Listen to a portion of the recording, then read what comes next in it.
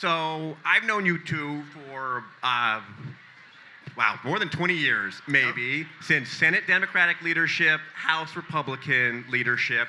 ROKK is now celebrating its 10th anniversary. Congratulations, as a bipartisan comms shop.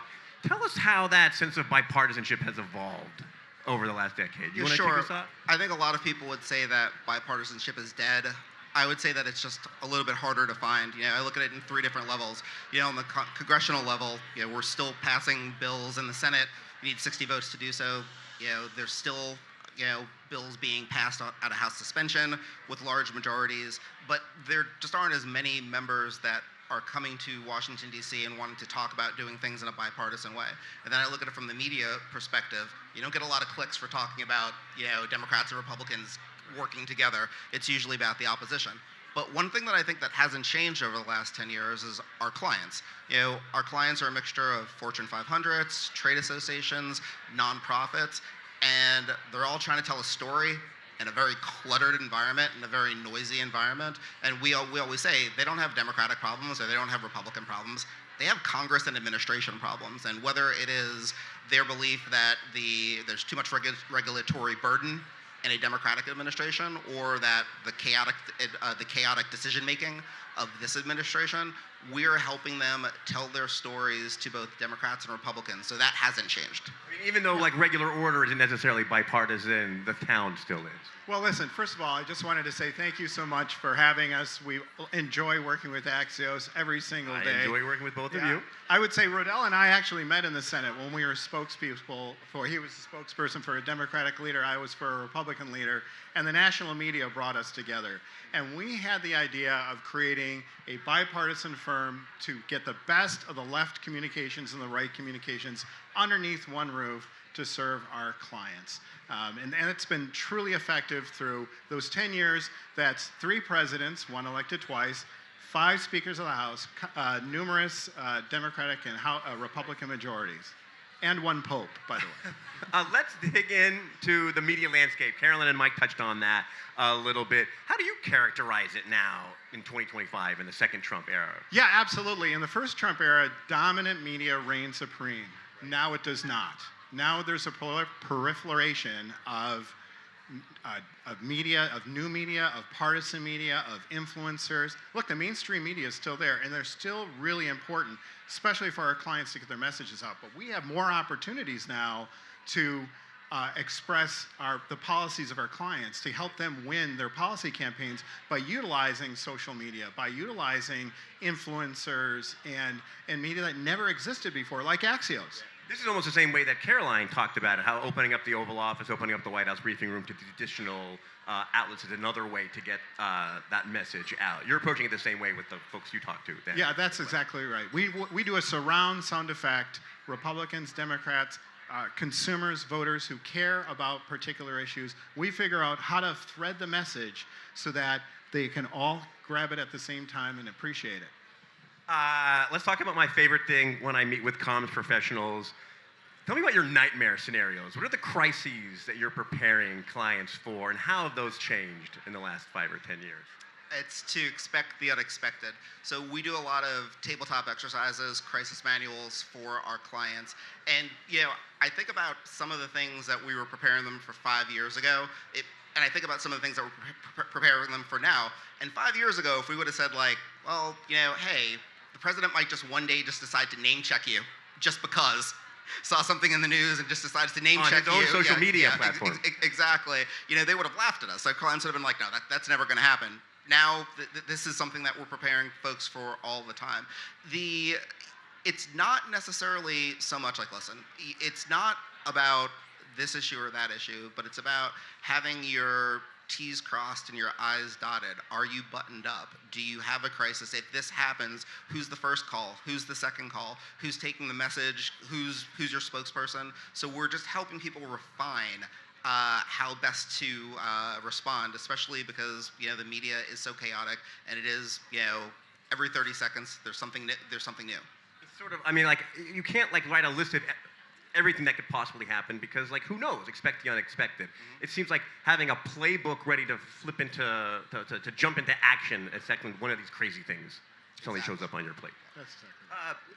Let's get a little bit into the audience element of that then, right? I think this has definitely probably changed over the last 5 to 10 years. 10 years ago, there was mainstream media and that was kind of it. And now there's social media platforms, there's influencers. How do you help people speak to multiple audiences like that? Like maybe craft that message, like if you're talking to Time versus someone on TikTok. Yeah, if you're a Fortune 500 company, you have a variety of different constituencies, from customers to employees to shareholders, investors, and the companies that do really well already have their principles intact. They know that they have their guiding light, but there are many of those that get taken by surprise. We have been helping clients navigate those through we have a number of processes that we put them through that from doing core message testing to refining those down in order to get those messages at a 30,000-foot level and then tailoring them to particular audiences. In addition, we help clients navigate the social risks. We have a service called Social Threat Assessment and Response. Yeah. It's really social risk, but we call it STAR. It's really social risk, but STAR is a cooler name. Yeah. Dig in a little bit what social risk is. That just means like the possible ramifications of a bad message or a message calibrated poorly? Well, we teamed up with Penn State on doing a survey, and we found out that consumers really want businesses, if they're going to express themselves on social issues, it needs to pertain to their business. It needs to pertain to the bottom line. So if you're Bagel Bites, for example, and you're getting involved with Roe v. Wade, that doesn't really make a whole lot of sense. Before we wrap up here, I want a couple questions about partisan outlets and influencers. How does that change your approach to earned media? Yeah, so I think everyone needs to kind of update the whole peso model of how they're looking at this. I mean, the fact is that this just means more opportunities. And the way that we look at influencers is more or less the same way that we're looking at traditional media, right? And we tell the people that work for us, like, hey, you got to pick up the phone, you have to create relationships, and you have to make sure that you're marrying the stories with the right reporter. Yeah, the influencer part is a little bit harder because they're not all in Washington, D.C., but in the same way that we would build a relationship with anyone from Axios or the Washington Post or the New York Times, it's the same way that we're going to build these relationships as well. The other thing is that, 10 years ago, everyone was like, get me on the front of the page of the New York Times.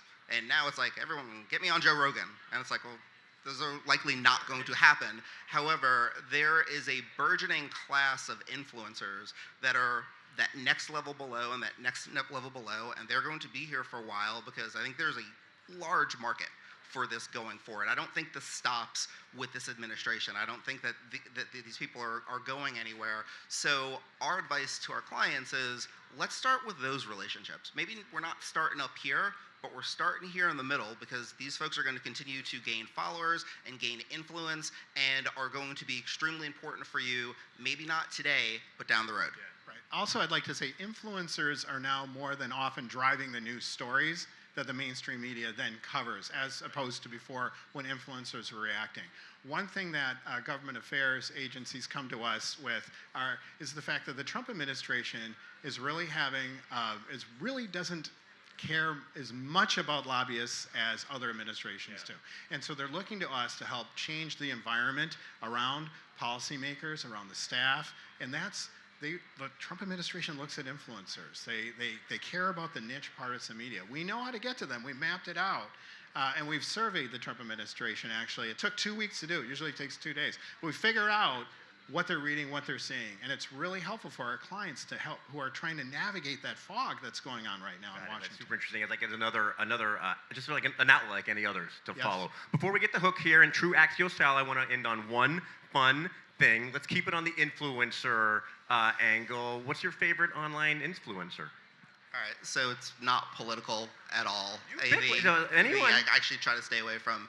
I like things that make me laugh. So and things that I can relate to. So corporate Natalie, Matt Lott, knowing there's laughs got to in be the a room. couple corporate Natalie. Like she makes me laugh. And then like Matt Lyons is another one as well. So I will say those two. All right, Ron. I'd say mine are Smartless.